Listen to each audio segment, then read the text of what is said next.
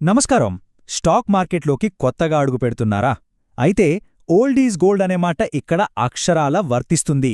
మార్కెట్లో స్థిరంగా డబ్బులు సంపాదించడానికి ఎప్పటికీ ఉపయోగపడే ఒక పాత సువర్ణ సూత్రాన్ని ఈ విశ్లేషణలో మనం చూద్దాం. పోర్ట్ఫోలియోను పెంచుకోవడానికి అసలైన రహస్యం, ఆ సరి తప్పుల మధ్య ఉన్న గణితమేంటో ఇప్పుడు లోతుగా తెలుసుకుందాం. ముందుగా ఒక ఆసక్తికరమైన ప్రశ్న వేసుకుందాం. ఒక ట్రేడర్ 80% సార్లు పూర్తిగా తప్పు అంచనా వేసినప్పటికీ మార్కెట్లో భారీగా లాభాలు గడించడం నిజంగా సాధ్యమేనా? వినడానికి కొంచెం ఆశ్చర్యంగా ఉంది కదూ. ఎప్పుడూ 100% కరెక్ట్గా ఉండాలనే మన ఆలోచనను పక్కన పెడితేనే ఈ అసలైన లాభాల ప్రయాణం మొదలవుతుంది. ఈ పర్ఫెక్షన్ అనే భ్రమ నుంచి మనం బయటపడాల్సిందే. మార్కెట్లో మనం కరెక్టా కాదా అనేది అసలు ముఖ్యం కాదు.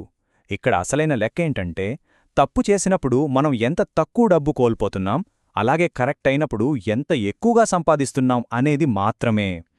కేవలం స్ట్రైక్ రేట్ కోసం, అంటే ప్రతిసారి నేనే కరెక్ట్ అవ్వాలి అని తపనపడ్డటం ఇన్వెస్టర్లకు ఒక పెద్ద ట్రాప్ లాంటిది.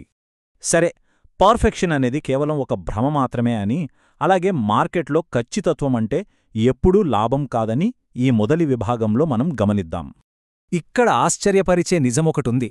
ఒక మాస్టర్ ట్రేడర్ 10 ట్రేడ్లు చేస్తే అందులో కేవలం 2 సార్లు మాత్రమే వారి అంచనా సరైనది కావచ్చు. అంటే సక్సెస్ రేట్ జస్ట్ 20% మాత్రమే. అయినా సరే వారు నిలకడగా సంపదను సృష్టిస్తూనే ఉంటారు. అదెలా సాధ్యమంటే, మిగిలిన ఆ 8 తప్పు ట్రేడ్లను వాళ్లు ఎలా డీల్ చేస్తారు అనే దానిపైనే అసలు మ్యాజిక్ ఉంటుంది. ఆ 8 సార్లు చాలా చిన్న నష్టాలతో బయటపడటం వాళ్లకి వెన్నతో పిటిన విద్య. ఈ వ్యత్యాసాన్ని మనుస్పష్టంగా అర్థం చేసుకోవాలి. మార్కెట్లోకి కొత్తగా వచ్చినవారేం చేస్తారంటే, నష్టం వస్తున్న ట్రేడ్లు ఎప్పటికైనా లాభాల్లోకి రాకపోతాయా అనే గుడ్డి ఆశతో వాటిని అలాగే పట్టుకుని వేలాడతారు. కాని కొద్దిగా లాభం రాగానే అది కూడా పోతుందేమో అనే భయంతో వెంటనే అమ్మేస్తారు. ప్రొఫెషనల్స్ దీనికి పూర్తి రివర్స్లో ఆలోచిస్తారు. నష్టాలను నిర్దాక్షిణ్యంగా వెంటనే కట్ చేస్తారు. కాని లాభాలను మాత్రం అలా వృద్ధి చెందనిస్తూ గరిష్ట రాబడి కోసం ఓపికగా ఎదురుచూస్తారు. మరి అలా నష్టాల్లో ఉన్నప్పుడు బయటకు రావటానికి మనల్ని ఆపేదేంటి? అదే ఈగో. ఈ రెండవ విభాగంలో ట్రేడర్కు అతిపెద్ద శత్రువు మరియు సంపద సృష్టికి మానసిక అడ్డంకి అయిన ఈగో గురించి మాట్లాడుకుందాం. అసలు విషయమేంటంటే, స్టాప్ లాస్ ట్రిగ్గర్ అయినప్పుడు ట్రేడ్ నుంచి బయటకు రాకుండా మొండిగా ఉండటమనేది ఎలాంటి ఫినాన్షియల్ స్ట్రాటజీ కాదు. అది పూర్తిగా అహంకారం లేదా ఈగో మాత్రమే. మార్కెట్లో మన అంచనా తప్పింది అని అంగీకరించలేకపోవటమే దీనికి అసలైన కారణం. సహజంగానే స్టాప్ లాస్ హిట్ అయిన ప్రతిసారీ మనకొక బాధాకరమైన నిజాన్ని ఒప్పుకోవలసి వస్తుంది. అదే, నేను తప్పు చేశాను అని అంగీకరించడం. మన మానవ నైజం ఎప్పుడూ మన తప్పును ఒప్పుకోవడానికి ఇష్టపడదు కదా.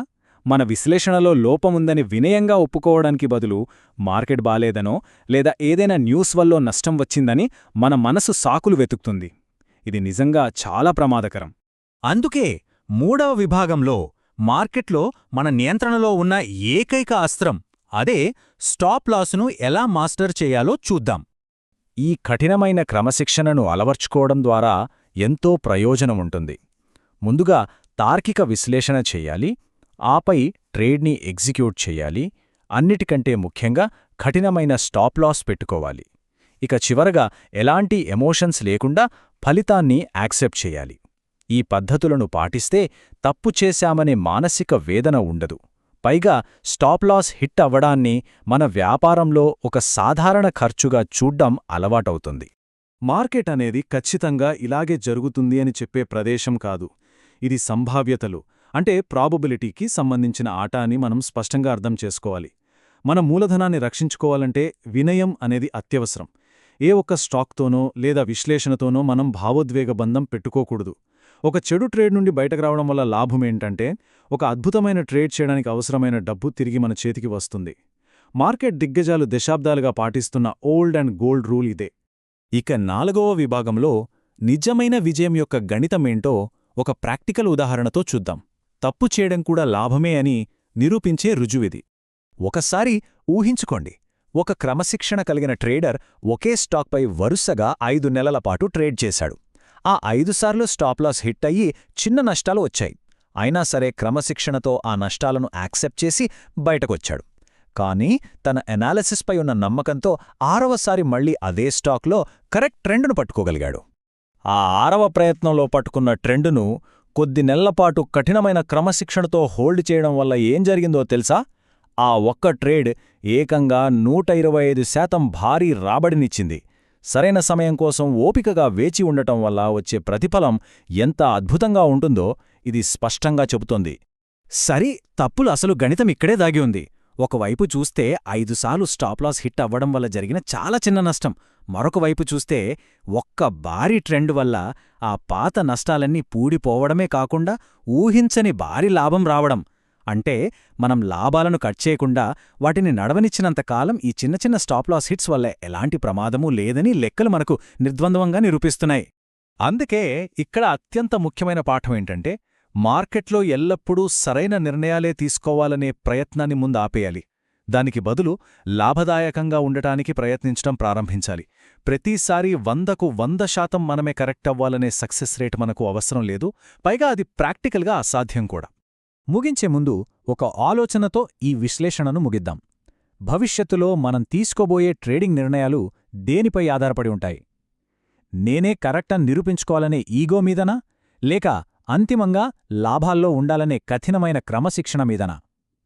ట్రేడింగ్ ప్రారంభకులకైనా సరే, మార్కెట్లో ఆరితేరిన ప్రొఫెషనల్స్కైనా సరే ఈ ప్రశ్న ఎంతో కీలకం. ఈ సరికొత్త దృక్కోణం భవిష్యత్తులో అందరికీ ఉపయోగపడుతుందని ఆశిస్తూ మరో ఆసక్తికరమైన విశ్లేషణతో మళ్లీ కలుద్దాం.